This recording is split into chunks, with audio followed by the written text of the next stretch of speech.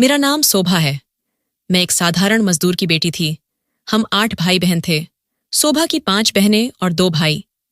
मेरा सबसे बड़ा भाई शादी के तुरंत बाद हमसे अलग हो गया। उसने कभी हमारी खबर नहीं ली। दादा पर हम 6 बहनों की जिम्मेदारी थी। वो दिन रात मेहनत करते, लेकिन उम्र बढ़ने और सेहत खराब होने के साथ साथ हम सबका गुजारा मुश्किल होता जा रहा था। दादा ने धीरे धीरे बड़ी बहनों की शादी कराई। उनकी हमेशा यही कोशिश रही कि बेटियां खुशहाल घरों में जाएं, ताकि जो गरीबी उन्होंने झेली वो उनकी बेटियों को न झेलनी पड़े। मैं सबसे छोटी थी।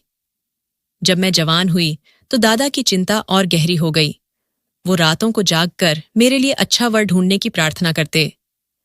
ऐसे में मेरे दादा के दोस्त मोहन अंकल मेरी जिंदगी में फरिश्ते की तरह आए। मोहन अंकल की बीवी का देहांत हो चुका था। अंकल के 2 बेटे थे, अजय और रोहन। अंकल ने दोनों बेटों को बहुत प्यार से पाला था। भगवान ने उन्हें सब कुछ दिया था। बाजार में कई दुकानें थीं, 3-4 मकान थे और शहर के बाहर बड़े बड़े खेत भी। एक दिन वो खुद हमारे घर आए और दादा से मेरा विवाह अपने बड़े बेटे अजय से करने का प्रपोजल रख दिया। दादा को तो जैसे सपना सच हो गया। वो खुशी से उछल पड़े कि मेरी शादी अपने जान पहचान वाले घर में हो रही है, वो भी इतने अमीर परिवार में। सच तो ये है कि मैं भी बहुत खुश थी। अंकल का बड़ा बेटा अजय मुझे बचपन से ही पसंद था। जब भी मैं अंकल के घर जाती, मेरी नज़र उसी को ढूंढती। वो मेरा पहला और इकलौता प्यार था। मैंने कभी सोचा भी न था कि मेरी ये खामोश मोहब्बत एक दिन हकीकत बन जाएगी। शादी की डेट फिक्स हुई और मैं अजय की दुल्हन बनकर अंकल के शानदार घर में एंट्री मार गई। घर में घुसते ही अंकल ने, जो अब मेरे ससुर थे, मेरा हाथ पकड़कर कहा, बेटी, आज से ये घर तुम्हारा है। मेरी बीवी के जाने के बाद इस घर को एक औरत की जरूरत थी और तुमसे बेहतर कोई नहीं। उन्होंने घर की सारी जिम्मेदारियां मुझे सौंप दी। मैं उस घर की इकलौती महिला थी। मैं अपने हस्बैंड अजय के साथ साथ अपने ससुर और देवर रोहन का भी पूरा ख्याल रखती। रोहन मुझसे उम्र में छोटा और बहुत समझदार था। वो ज्यादातर अपनी पढ़ाई में लगा रहता, लेकिन जब भी मुझसे बात करता, उसकी नजरें हमेशा नीची रहतीं। मैंने उस घर को जन्नत जैसा बना दिया था। मैं सोचती कि सबको खुश रखकर अपने हस्बैंड का दिल जीत लूंगी। मैं अजय से बेपनाह मोहब्बत करती थी। वो अक्सर लेट नाइट तक काम में बिजी रहता, लेकिन मैं उसके बिना खाना न खाती। रोज उसका इंतजार करती। लेकिन अजय का नेचर हमेशा ठंडा था। वो मुझसे कम बातें करता और मेरे पास बैठने से भी हिचकिचाता। जब मैं शिकायत करती तो कहता कि वो मुझसे बहुत प्यार करता है, बस काम की थकान से चुप रहता है। मेरे लिए ये सुनना काफी था कि वो मुझसे प्यार करता है। मैं तो उसके प्यार में पागल थी। उसी प्यार में ही मैं सबका ख्याल रखती। अंकल हर महीने मुझे अलग से पैसे देते। हालांकि अजय भी अच्छी सैलरी वाली जॉब करता था। मुझे कभी किसी चीज की कमी न हुई। मैं अपनी लाइफ बहुत खुशी से जी रही थी और अपने लक पर गर्व करती। फिर एक दिन अंकल ने मुझसे कहा कि वो रोहन की शादी के बारे में सोच रहे हैं। वो चाहते थे कि घर में एक और बहू आ जाए ताकि मेरा हेल्प मिले। मैं ये सुनकर खुश हो गई, लेकिन उसी रात अजय ने मेरे मन में जहर भरना शुरू कर दिया। वो मेरे पास आया और बोला, शोभा, तुम जानती हो कि पापा का ये सारा कारोबार मैंने ही खड़ा किया है। बाजार की सारी दुकानें मेरी मेहनत की फल हैं। मैंने कहा, तो इसमें क्या गलत है? आपने अपने पापा की हेल्प की है। उसने मेरी बात को इग्नोर कर दिया और बोला, पापा चाहते हैं कि रोहन को भी बराबर शेयर मिले, क्योंकि सारी संपत्ति उनके नाम पर है, इसलिए दोनों बेटों में बराबर डिवीजन होगा। मैंने सिंपल शब्दों में कहा, तो ये तो अच्छी बात है ना? अजय, पिता की संपत्ति दोनों बेटों में बराबर बंटनी चाहिए। मेरी ये बात सुनते ही उसका चेहरा गुस्से से लाल हो गया। उसने कहा, देखो बेवकूफ, अगर ये सब हमारा हो जाए तो हमारे बच्चों का फ्यूचर कितना ब्राइट होगा। कल को हमारे बच्चे होंगे। अगर सारी दौलत हमारे पास होगी तो उनका लाइफ भी बेस्ट होगा। वैसे भी ये सब मैंने ही कमाया है। रोहन तो बस पढ़ाई करता रहा। अभी तो उसने काम शुरू ही किया है। उसका कोई राइट नहीं। मुझे ये बात बहुत गलत लगी। मैं बोली, लेकिन अजय, मुझे लगता है कि अंकल की संपत्ति दोनों बेटों में बराबर बंटनी चाहिए, वरना यह अन्याय होगा। मेरा इतना कहना था कि वो भड़क गया। बोला, तुम तो पूरी तरह बेवकूफ औरत हो। तुम्हें ना खुद की फिक्र है, ना हस्बैंड की। तुम चाहती हो कि सब कुछ बंट जाए और फिर हमारे पास क्या बचेगा? मैं तो रोड पर आ जाऊंगा। अपने हस्बैंड को इतना गुस्सा देखकर मैं डर गई। मैंने तुरंत कहा, नहीं नहीं, मेरा वो मतलब न था, मैं तो बस पूछ रही थी। अच्छा, आप बताओ तो अंकल को कैसे मनाएंगे? मेरी बात में अपनी चिंता देखकर उसकी आंखों में एक अजीब शरारत चमक उठी। वो मेरे पास आया और धीमे आवाज में बोला, इसका एक सॉल्यूशन मेरे पास है, ऐसा सॉल्यूशन जो सिर्फ तुम ही कर सकती हो। मेरा दिल किसी अनजाने डर से जोरों से धड़कने लगा। मैंने कांपती आवाज में पूछा, क्या सॉल्यूशन है तुम्हारे पास? वो हल्की सी ठंडी हंसी हंसा और बोला, काम सिंपल है शोभा, थोड़ी हिम्मत चाहिए। तुम्हें कहना होगा कि रोहन तुम्हारी इज्जत पर हाथ डालना चाहता है। ये सुनते ही मेरे पैरों तले जमीन खिसक गई। मैं एकदम पीछे हटी और डरते हुए बोली, क्या कह रहे हो अजय? मैं ऐसा कैसे कर सकती हूं? भगवान का नाम लो। रोहन तो मुझे भाभी ही नहीं, बड़ी बहन मानता है। उसने कभी नजर भी न उठाई मेरी तरफ। अजय गुस्से में बोला, तुमसे तो कुछ होता ही नहीं। मैंने कब कहा कि उसने तुम्हें छुआ है? लेकिन तुम तो ये बात तो कह सकती हो ना। मेरे आंसू रुक ही न रहे थे। मैंने कहा, इससे क्या फायदा होगा अजय? लोग तो मुझ पर ही इल्जाम लगाएंगे ना। अंकल क्या सोचेंगे? मेरी ही बदनामी होगी। उसने मेरी बांह पकड़कर हिलाते हुए कहा, कोई कुछ न कहेगा, तुम्हारी बदनामी न होगी, बल्कि इससे मैं पापा से कहूंगा कि रोहन को घर से निकाल दें और उसके शेयर की संपत्ति भी मेरे नाम हो जाएगी। पापा तो वैसे भी उससे नाराज रहते हैं, गुस्से में उसे संपत्ति से बाहर फेंक देंगे। इतना बड़ा गुनाह करते हुए जब वो पकड़ा जाएगा तो कौन रखेगा उसे यहां? मैं कुछ पल चुप बैठी रही। मेरे मन में डर और लालच की जंग चल रही थी। एक तरफ मेरे हस्बैंड का प्यार और एक लग्जरी वाली खुशहाल लाइफ का ख्याल था, दूसरी तरफ एक साफ सुथरी जिंदगी और मेरा अपना कंसाइंस। मैंने धीमे से कहा, अजय, ये बहुत बड़ा पाप है, मैं नहीं कर पाऊंगी। मेरी बात सुनकर अजय का चेहरा लाल हो गया। वो गुस्से में चिल्लाया, अच्छा, तो तुम नहीं करोगी? मतलब तुम मुझसे प्यार नहीं करती? तुम चाहती हो कि मैं रोड पर आ जाऊं? वो रोहन जो पापा का लाडला है आधी संपत्ति ले ले और मैं, जिसने अपनी जवानी इस घर के लिए लगाई, खाली हाथ रह जाऊं, यही तुम्हारी चाहत है? मैं सिसकते हुए बोली, नहीं अजय, ऐसा मत कहो, मैं तुमसे बहुत प्यार करती हूं। वो बोला, तो प्रूव करो कि तुम मेरी हो। अगर आज मेरी बात न मानी तो समझ लेना कि तुमने मुझे हमेशा के लिए खो दिया। मैं ऐसी औरत को अपने पास न रखूंगा जो मेरे फ्यूचर के लिए एक छोटा सा बलिदान न दे सके। ये सुनकर मेरी सांसें रुक गईं। मैं टूट गई थी।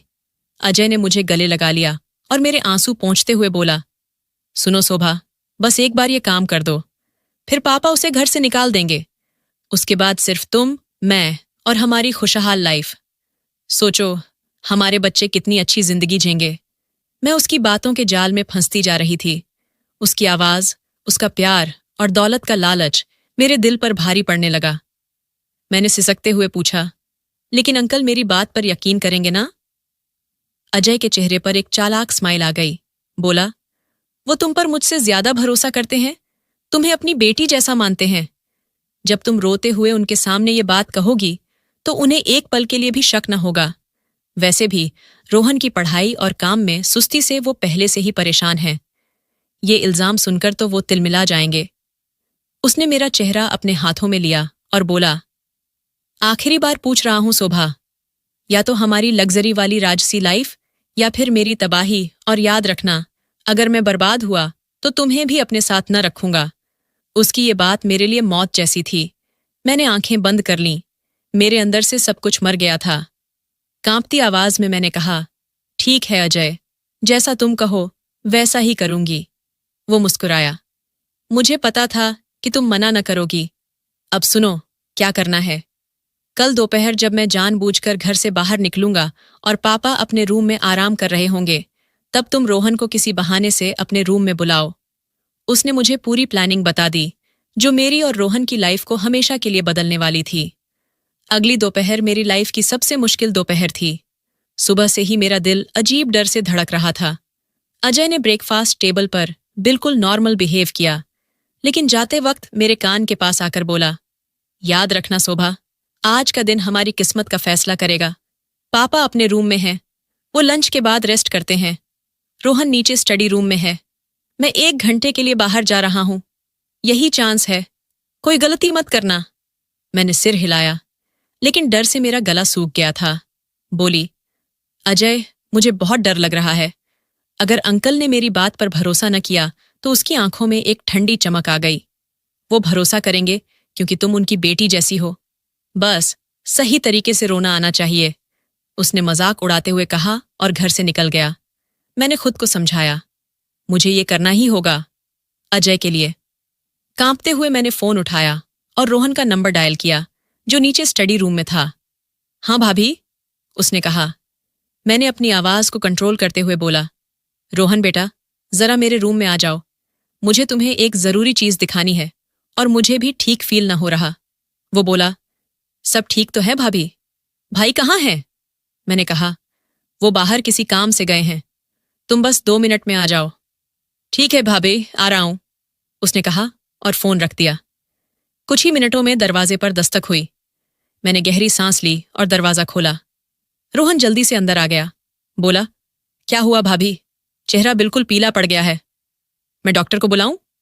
मैंने कहा, नहीं, डॉक्टर की जरूरत नहीं। ये कहते हुए मैंने पीछे मुड़कर दरवाजा बंद कर दिया।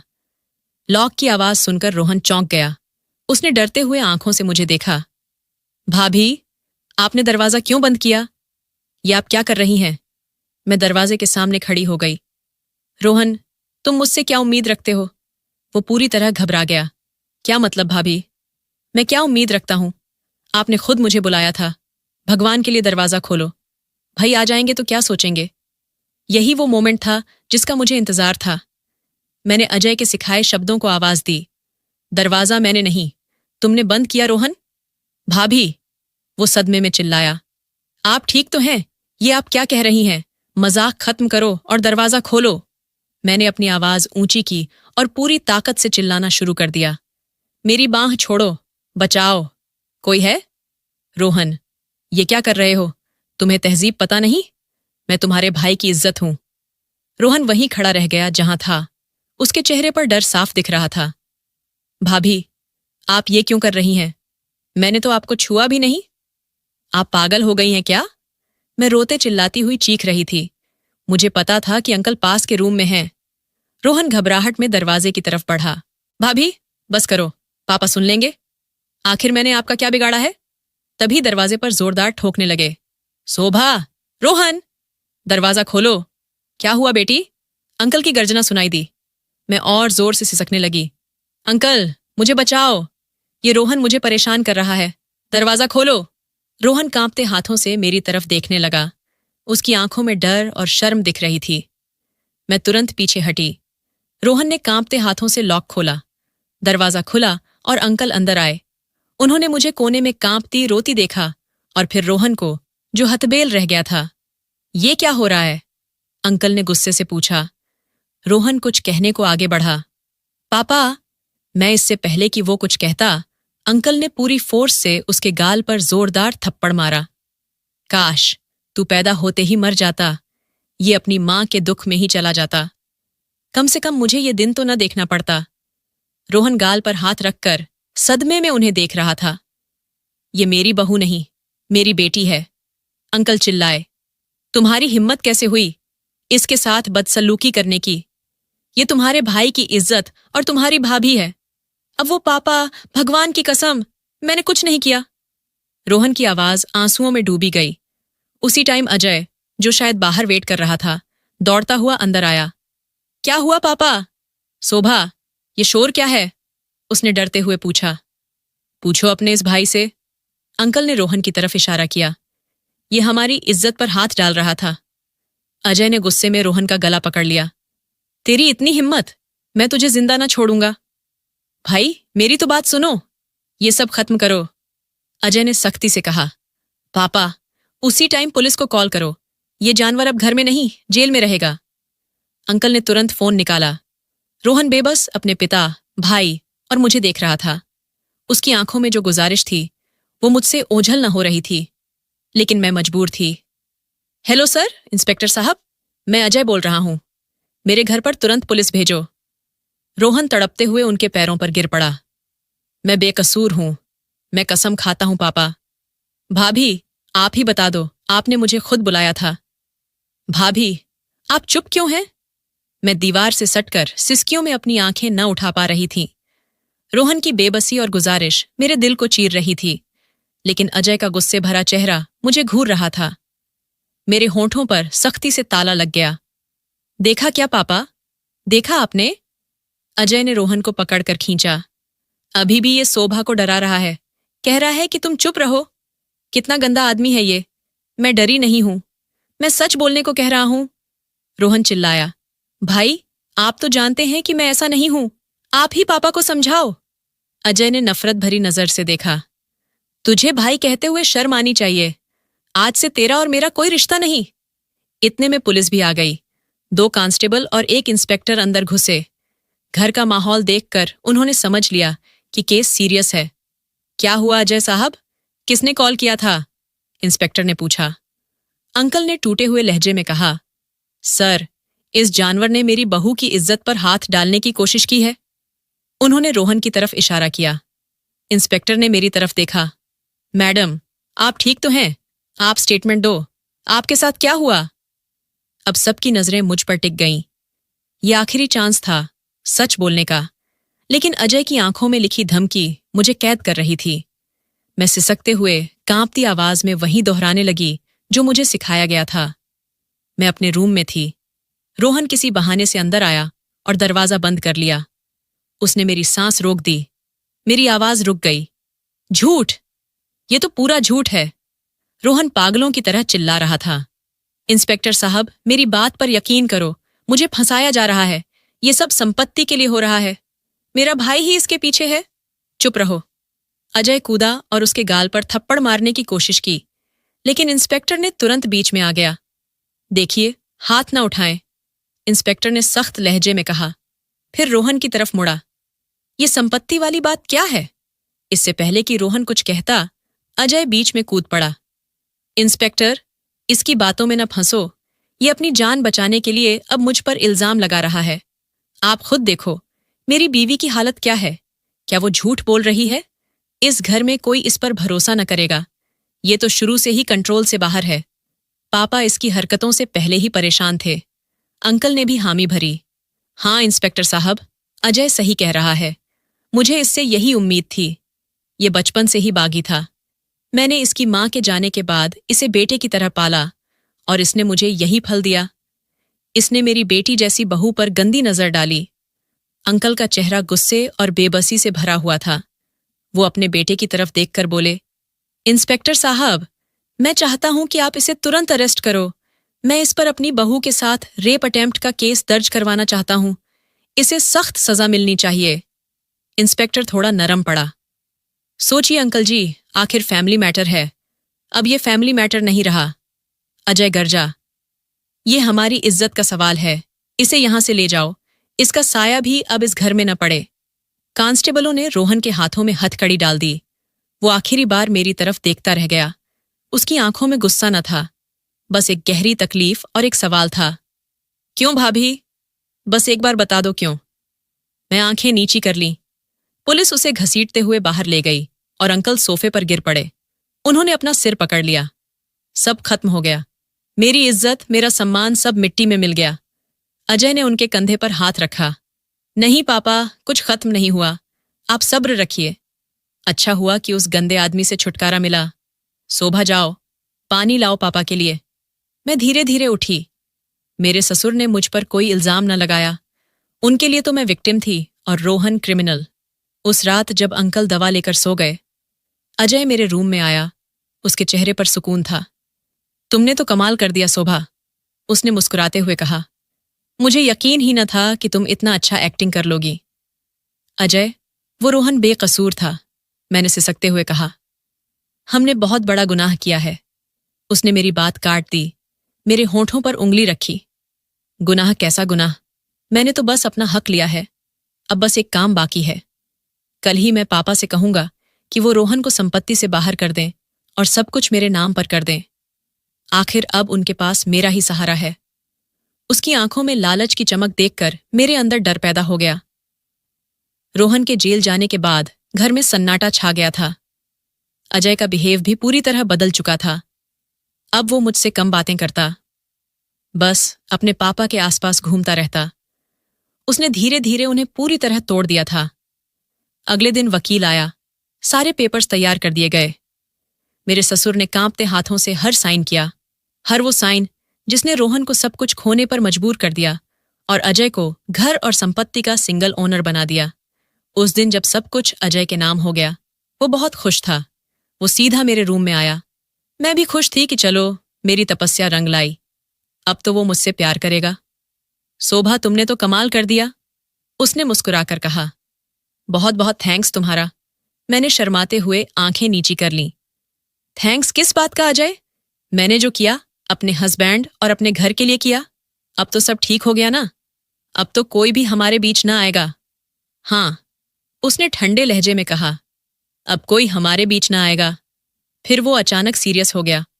और अब तुम्हें भी मेरी लाइफ में रहने का कोई राइट नहीं? मैंने हैरानी से सिर उठाया।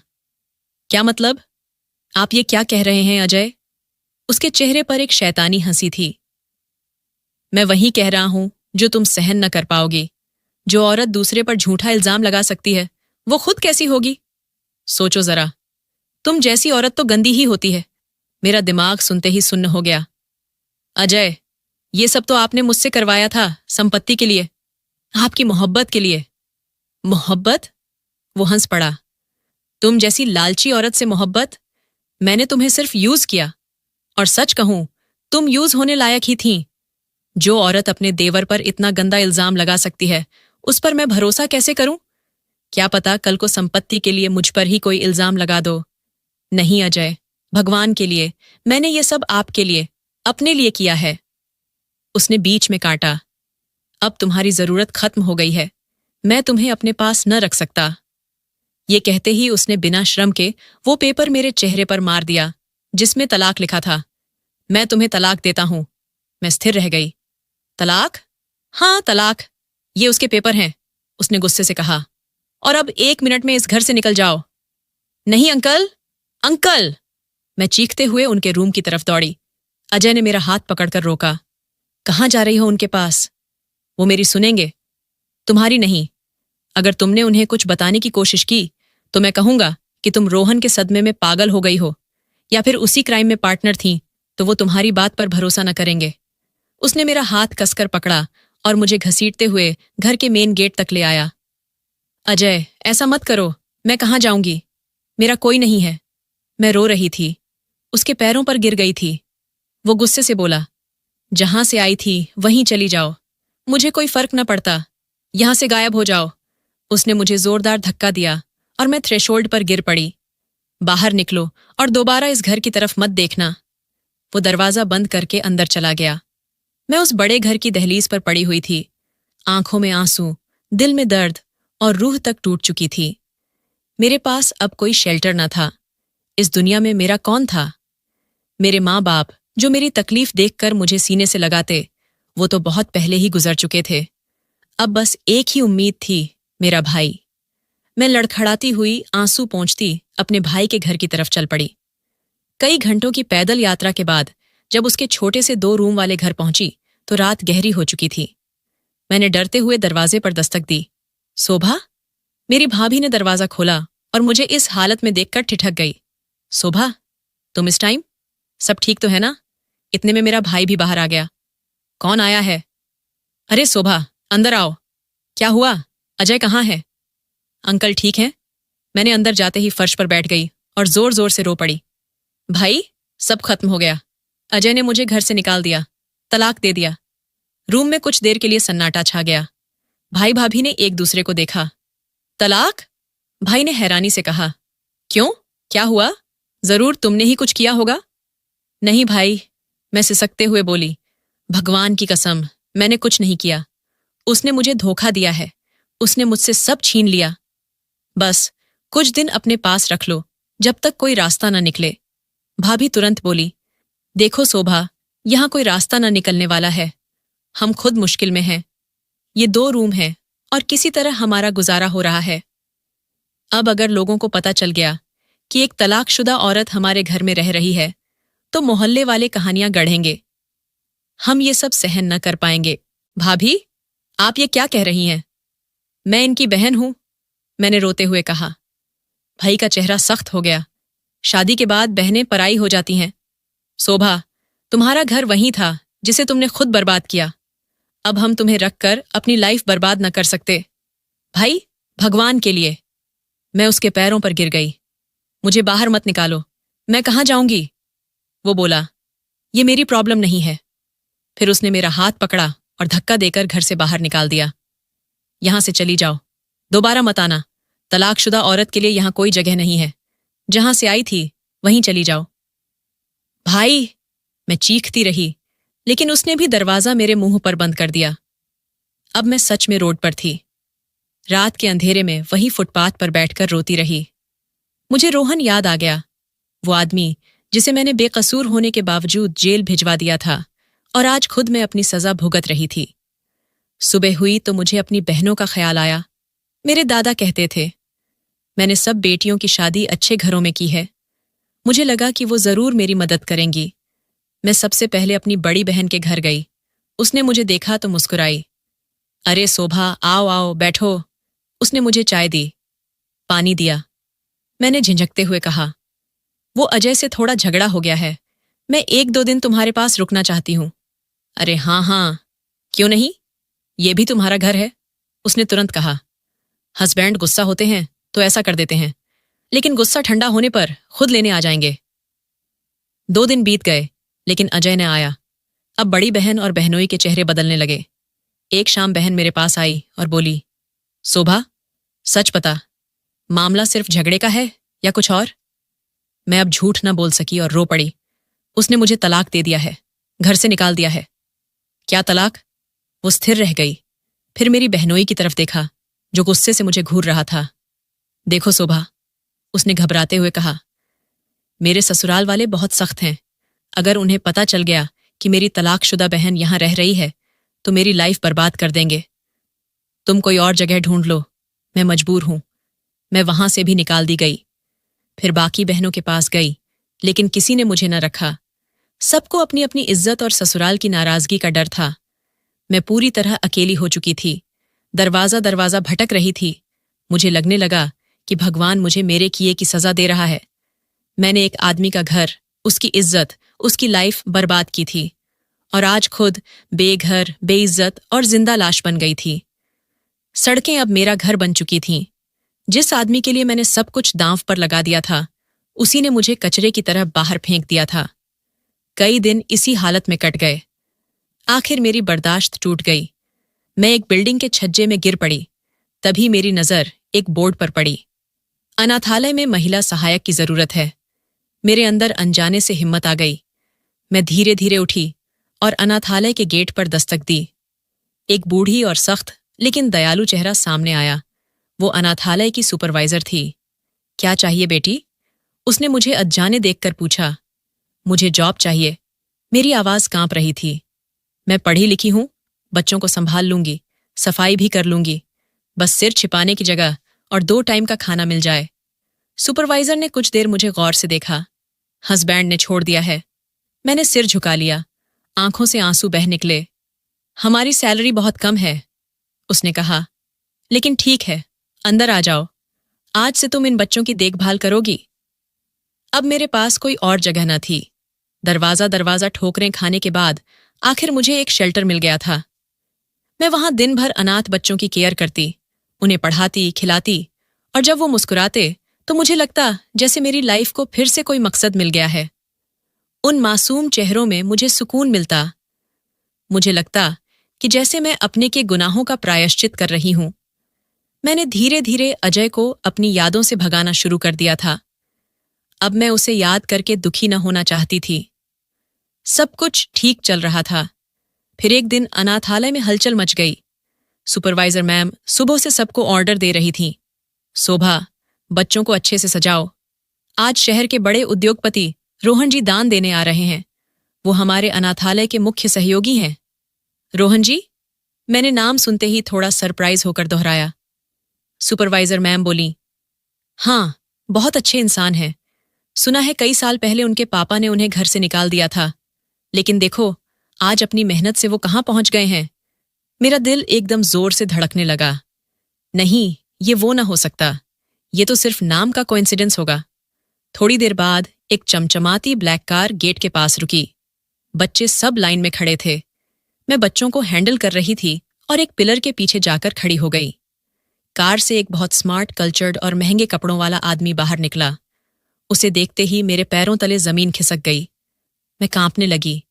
वो रोहन था, मेरा देवर। लेकिन अब वो पुराना सिंपल शर्मीला रोहन न था। अब वो एक अमीर, अनुभवी और प्रभावशाली आदमी था। मैं उसे देखकर तुरंत दीवार के पीछे छिप गई। मेरा दिल इतनी स्पीड से धड़क रहा था कि जैसे बाहर आ जाएगा। लेकिन उसने भी मुझे देख लिया था। सुपरवाइजर मैम उसे अनाथालय के अंदर इंट्रोड्यूस कर रही थीं। जब वो मेरे पास आया, मैंने जल्दी से चेहरा दूसरी तरफ कर लिया। और ये शोभा है। सुपरवाइजर मैम ने मेरा इंट्रो दिया। बच्चों का बहुत ख्याल रखती हैं। रोहन वहीं रुक गया। मैंने फील किया कि वो सिर्फ मुझे ही देख रहा है। आपको छिपने की जरूरत नहीं। उसकी गंभीर आवाज मेरे कानों में पड़ी। मुझे समझ न आया कि मैं क्या करूं। इससे पहले कि मैं कुछ सोच पाती, वो अमीर आदमी सब बच्चों और स्टाफ के सामने मेरे पैरों पर गिर पड़ा। मैं हैरानी में 2 कदम पीछे हटी। रोहन, ये क्या कर रहे हो? उठो, लोग देख रहे हैं। वो मेरे पैरों पर बैठा रो रहा था। मुझे माफ कर दो शोभा, प्लीज माफ कर दो। मेरी वजह से तुम्हारी लाइफ बर्बाद हो गई। मैं कंफ्यूज हो गई। नहीं रोहन, ऐसा मत बोलो। तुम्हारी वजह से नहीं। मेरे खुद के लालच ने मेरी लाइफ बर्बाद की है। मैं तुम्हारी गुनहगार हूं। मैंने उस आदमी पर भरोसा करके तुमसे तुम्हारा सब कुछ छीन लिया, जिसने मुझे बाद में छोड़ दिया। रोहन ने सिर उठाया। आंखों में आंसू थे। नहीं शोभा, दोष तुम्हारा नहीं है। जब भाई की शादी फिक्स हो रही थी, तब मैंने ही भाई से कहा था कि वो तुमसे शादी न करे। मैं विस्मित रह गई। क्या? तुमने ऐसा क्यों कहा? क्योंकि उसकी आवाज कांप गई। क्योंकि मैं तुम्हें चाहता था। पूरा अनाथालय जैसे सन्नाटे में डूब गया। बच्चे, सुपरवाइजर मैम और बाकी स्टाफ सब हमें देख रहे थे। मैं पत्थर की तरह खड़ी थी। जो आदमी मेरी लाइफ की तबाही की याद था, वो आज मेरे पैरों पर बैठकर खुद को मेरी वजह से गुनहगार कह रहा था। रोहन, उठो, भगवान के लिए उठो। मैंने उसे थामा। लोग देख रहे हैं, प्लीज यहां ड्रामा मत बनाओ। वो धीरे धीरे उठा। उसकी आंखों में आंसू थे, लेकिन लहजा टूटा हुआ था। सुपरवाइजर मैम हमारे पास आई। सब ठीक तो है ना रोहन जी?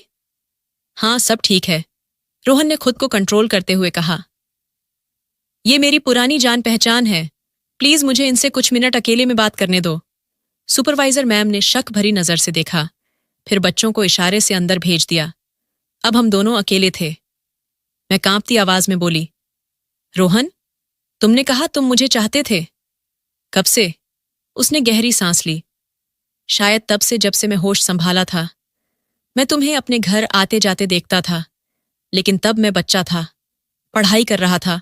कभी हिम्मत ही न हुई कि तुमसे या पापा से कुछ कहूं। फिर जब पापा ने भाई का विवाह तुमसे फिक्स किया, मैंने उसकी बात काटी। तो तुमने क्या किया?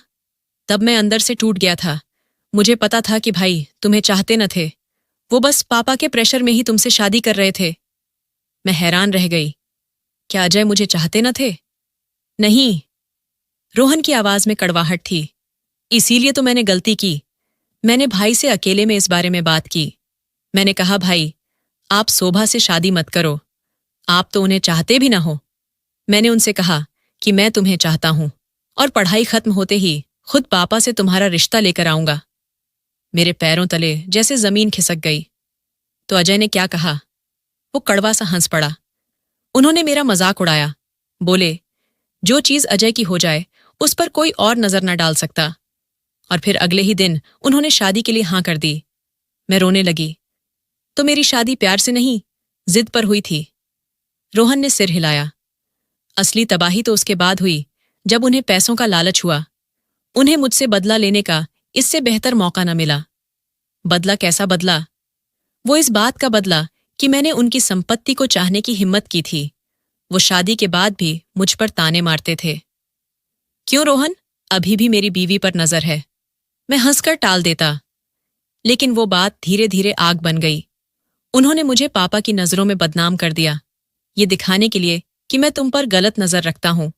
शोभा, उन्होंने तुम्हारे मन में भी लालच का बीज बोया और मेरी मोहब्बत को मेरे खिलाफ यूज किया। असली गुनाह मेरा था। अगर मैं तुम्हें चाहता था तो मुझे सबको साफ बता देना चाहिए था, न कि अपने उस क्रूर भाई से इस बारे में बात करनी चाहिए थी। अगर मैं चुप रहता तो शायद आज न वो तुम्हें मजबूर करता और न तुम्हारी लाइफ ऐसे बर्बाद होती। रोहन वहीं रो पड़ा। मुझे माफ कर दो शोभा, बस एक बार माफ कर दो। मैंने उसे दिल से माफ कर दिया, लेकिन सच कहूं तो दोष मेरा भी था। मैं उस आदमी के झूठे प्यार में इतनी अंधी हो गई थी कि एक सच्चे आदमी की लाइफ बर्बाद कर दी। वो हंसता मुस्कुराता चेहरा लिए जब वहां से गया तो मेरे दिल का बोझ थोड़ा हल्का जरूर हुआ, लेकिन अंदर कहीं एक कांटा चुभा रह गया। अब मुझे समझ आ चुका था कि मोहब्बत ऊंचे वादों का नहीं, बल्कि मुश्किल वक्त में इज्जत और भरोसा निभाने का नाम है। और कोई गलती तब तक न मिटती जब तक सच्ची माफी न मिल जाए। मैंने फैसला किया था कि मैं खुद उससे मिलकर अपने बड़े गुनाह की माफी मांगूंगी, लेकिन उसके बाद वो चला गया। रोहन के जाने के बाद अनाथालय का माहौल मुझे काटने को दौड़ा रहा था। सुपरवाइजर मैम मेरे पास आईं। उनके चेहरे पर 100 सवाल थे। शोभा, ये सब क्या था?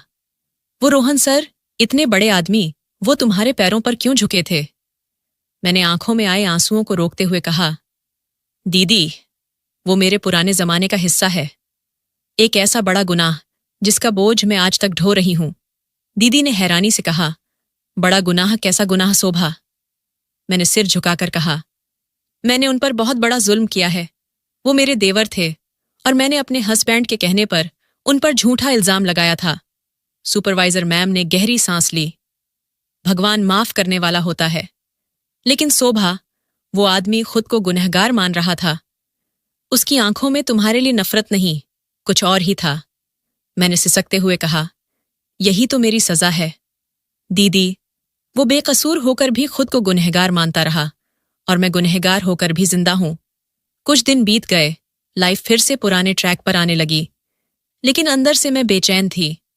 रोहन की बातें, उसका खुद को गुनहगार मानना, सब मेरे सीने में चुभा रह गया था। मैंने सोचा था कि मैं उससे माफी मांगूंगी, लेकिन वो तो खुद को ही दोषी मानकर चला गया। एक दिन सुपरवाइजर मैम ने मुझे बुलाया। शोभा, रोहन सर फिर आए हैं, तुमसे बात करना चाहते हैं। मेरा दिल धक से रह गया। मैं कांपते कदमों से उनके ऑफिस में घुसी। रोहन अकेला बैठा था, लेकिन उसके चेहरे पर इस बार कुछ स्थिरता थी।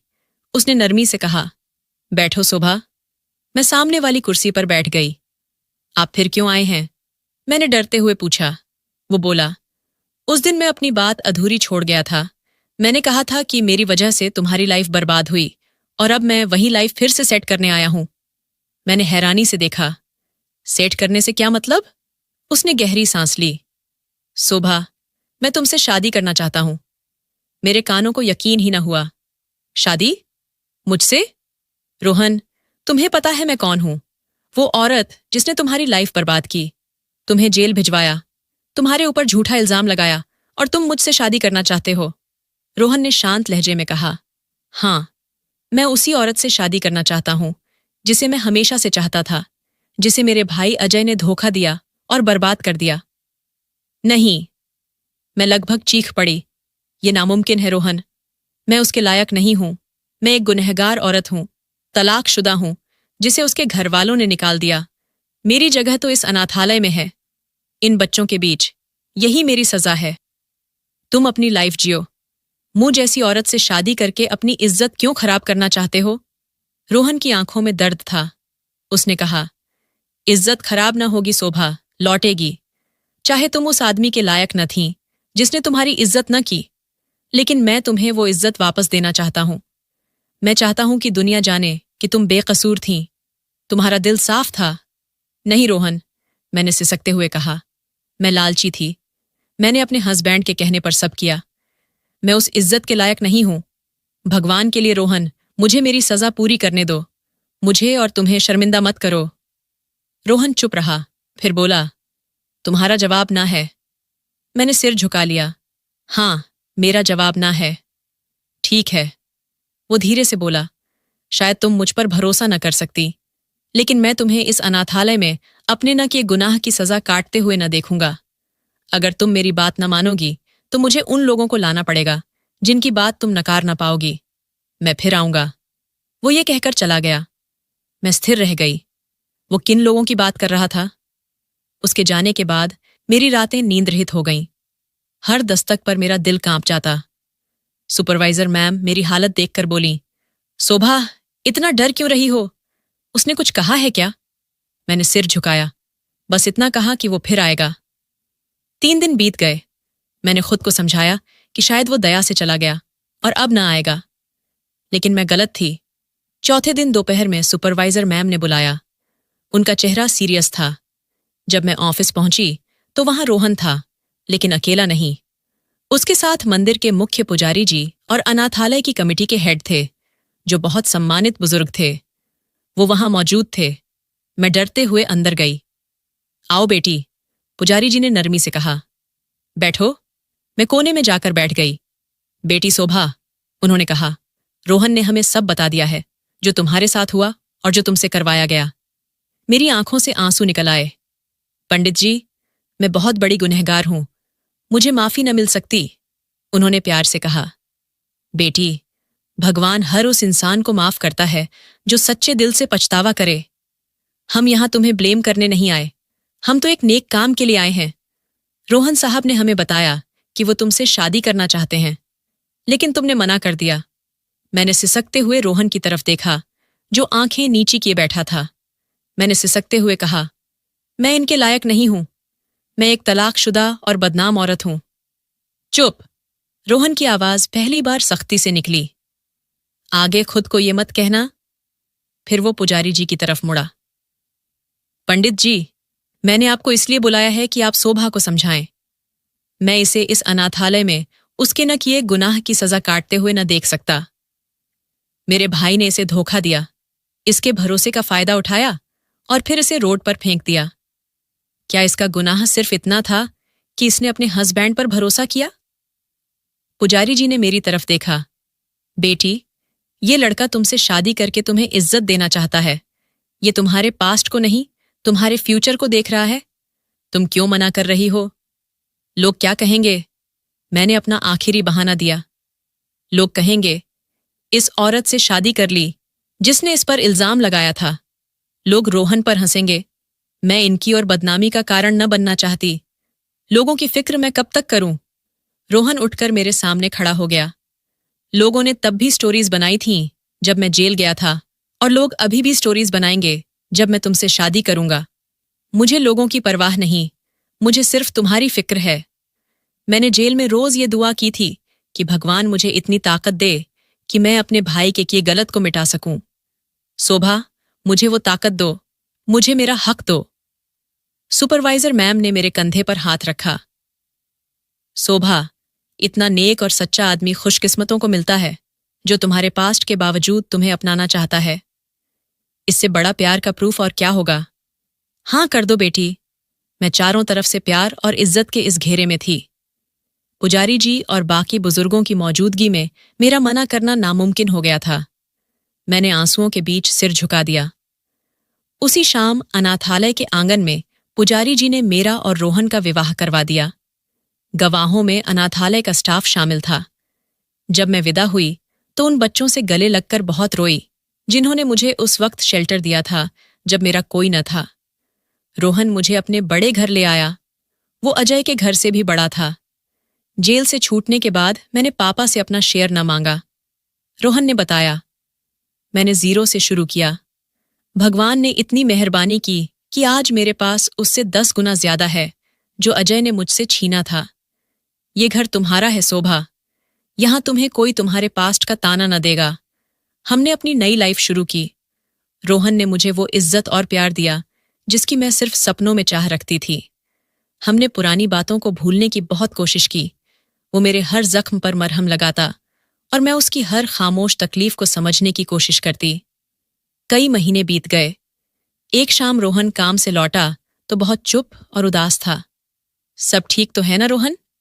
आप इतने परेशान लग रहे हैं। मैंने पानी का ग्लास देते हुए पूछा। उसने लंबी सांस ली। मैंने आज अजय को देखा। मेरे हाथ से ग्लास गिरते गिरते बचा। कहाँ? कैसे? वो सड़क पर। रोहन ने शॉर्ट आंसर दिया। मतलब? मैंने लोगों से पता किया। रोहन ने सीरियस आवाज में कहा। उसने मुझसे संपत्ति छीनने के बाद एक बहुत अमीर औरत से शादी की थी। वो औरत ठग निकली। उसने अजय से सब कुछ, दुकानें, घर, खेत, अपने नाम करवाकर सब बेच दिया और फिर सारा पैसा लेकर विदेश चली गई। और अंकल? मैंने कांपते हुए पूछा। पापा? वो सदमे सहन ही न सके। अजय की दूसरी बीवी ने उन्हें भी घर से निकाल दिया। वो कुछ टाइम तक ओल्ड एज होम में रहे और फिर वहीं उनका इंतकाल हो गया। मैं वहीं सोफे पर गिर पड़ी। रोहन ने बात जारी रखी। और अजय, जिसने हमें रोड पर लाने की कोशिश की थी, वो आज खुद रोड पर है, पूरी तरह बर्बाद, भीख मांग रहा है। रूम में सन्नाटा छा गया। मेरी आंखों के सामने वो सारी सीन घूमने लगी। वो रात जब अजय ने मुझे गंदा काम करने को कहा था, वो दोपहर जब रोहन बेकसूरी की पुकार लगा रहा था, और वो शाम जब अजय ने मुझे तलाक देकर घर से निकाला था। कर्मों का फल मेरी जुबान से खुद ही निकला। उसने लालच में आकर हमारा सब कुछ छीना और लालच ने ही उसका सब कुछ निगल लिया। रोहन मेरे पास आकर बैठ गया। उसने मेरा हाथ थामा। शोभा, भगवान का इंसाफ कभी लेट होता है, लेकिन होता जरूर है। उसने पैसों के लिए रिश्तों को कुर्बान किया और आखिर में न पैसा रहा और न रिश्ता। मैंने रोहन के कंधे पर सिर रख दिया। मेरे दिल का आखिरी बोझ भी उतर गया। मैं जान गई थी कि मोहब्बत ऊंचे वादों का नहीं, बल्कि मुश्किल वक्त में इज्जत और भरोसा निभाने का नाम है। अजय ने मुझे धोखा दिया और रोहन, जिस पर मैंने इल्जाम लगाया था, उसी ने मुझे इज्जत दी। यही लाइफ का सबसे बड़ा लेसन था कि झूठ और लालच पर बने इमारत चाहे कितनी ऊंची क्यों ना हो, एक दिन गिर ही जाती है। और सच, माफी और सब्र से शुरू होने वाली लाइफ, चाहे कितनी मुश्किल से शुरू हो, हमेशा सुकून पर खत्म होती है। दोस्तों, यह पूरी कहानी काल्पनिक है। इसका किसी भी व्यक्ति, स्थान या वास्तविक घटना से कोई संबंध नहीं है। इसका उद्देश्य केवल मनोरंजन, शिक्षा और सस्पेंस आधारित कहानी को प्रस्तुत करना है। आपको यह कहानी कैसी लगी? मुझे कमेंट सेक्शन में जरूर बताएं। मेरे चैनल को सब्सक्राइब कर वीडियो को लाइक कर दें और वीडियो को हाइप भी दें। और ऐसी और भी रोमांचक कहानियां सुनने के लिए मेरे चैनल के साथ बने रहें। धन्यवाद।